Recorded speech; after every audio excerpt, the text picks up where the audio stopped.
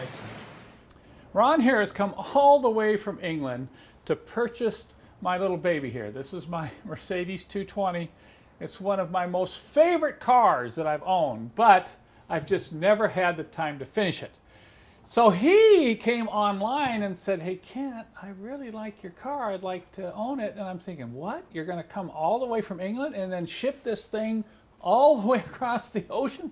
Boy, that guy, he must really like Mercedes Benz. And of course, I found out he really is a Mercedes enthusiast. So just so you can tell our viewers here, why is it that you came all the way from England and you're going to ship this thing all the way back? Well, my first car was this model.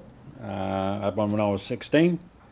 I had it a few years, and I think you get to a point in your life where you want to revisit that happy time in your first vehicle, and this happens to be within about 2 weeks production of my first car, so it's perfect. Yeah, you said something about when I sent you the VIN number. You just kind of like, whoa, that was the clincher. I'm a 52 vintage myself, and I wanted a 52 as well. My first car was 52, and it has a few upgrades that the 51 didn't have, better brakes and things like that. So to me, it was a bit of a must. But when I saw yours, you had it advertised at 53. I thought, okay, I'll go with 53. I can live with that. But it was built in 52. It was just licensed in the U.S. in 53. Yeah. So as soon as I saw the VIN number, I thought, yes, that was an omen. Really. That was the writing on the wall. I just had to go for it then. Oh, that's great. Yeah. Well, you mentioned you've owned lots of Mercedes Benzes, and that you are a true Mercedes enthusiast. Just briefly, how many? What eras? Have you owned?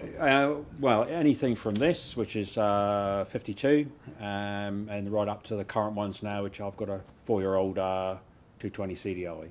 So throughout the range, mostly 60s, 70s, 80s, you know. Yeah, so the whole gamut. Yeah, I've never been without one since I was 16. So that I must be a bit keen on the model. All right, or crazy. Or you can see why I'm excited that I'm selling him the car, because I know it's going to go to a good home, and I know it's going to get finished. This is really important. I'm sure some of you have felt the same way if you've owned an old Mercedes Benz and you're selling it and you've got an attachment to it. Let me explain why I have attachment to this one. My second car when I was 15 was a 1934 Ford sedan. And when I got into Mercedes, the first time I saw a picture of this, I says, wow, this looks like a 34 Ford, but it was built in the early 50s. So when I found this car, I just had to have it because, just like you, it's a flashback into your youth, right? Yeah, exactly. And kind of relive that Nothing time. more than that, really. I still remember towing that old 34 Ford home and getting that old flathead running, and I could still hear that engine running in my head that many years ago. So Ron's going to take a couple days here. He's going to go through everything. He's going to go through all my boxes, check everything out. We'll kind of get a glimpse of some of the things he's going to be interested in finding out about this car.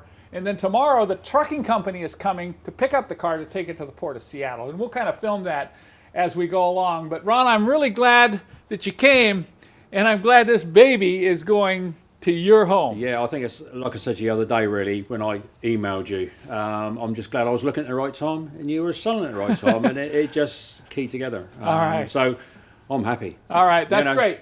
And I've asked Ron here to use his camera and film it when he gets back to England and kind of take us through the process. So maybe down the road we're going to get to see this car running again and looking really good. Definitely. So Ron, what are you doing under there?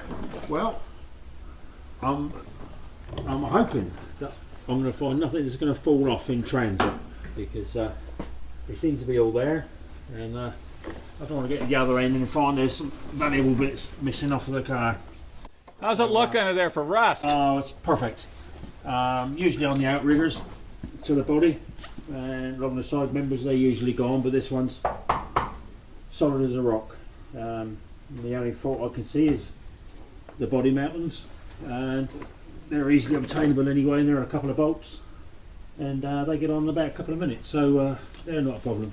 But structurally, it's you can't get one any better. It's absolutely perfect. So to say I'm pleased is an understatement. When they first come out, the 180 motor They had a short skirt on the pistons, and the early days there were some warranty issues with piston noise. People were saying the engines were noisy.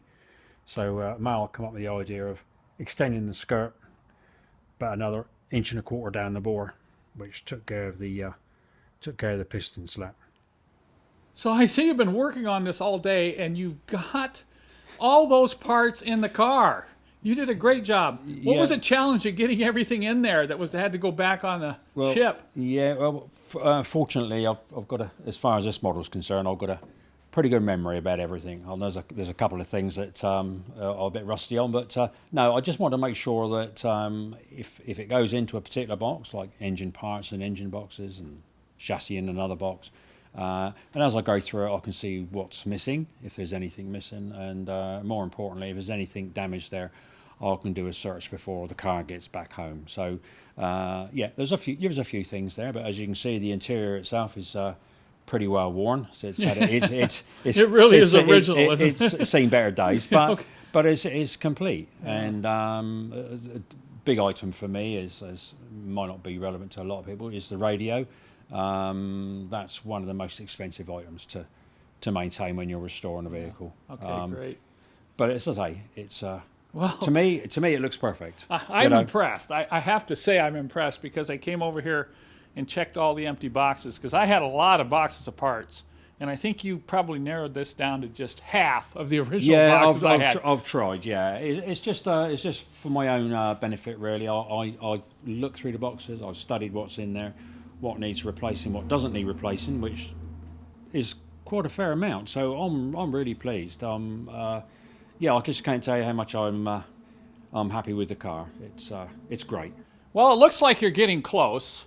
I know there's a couple more things you want to check over, and we'll come back tomorrow when the trucker arrives, and we'll film this going on the truck. Yeah, sure.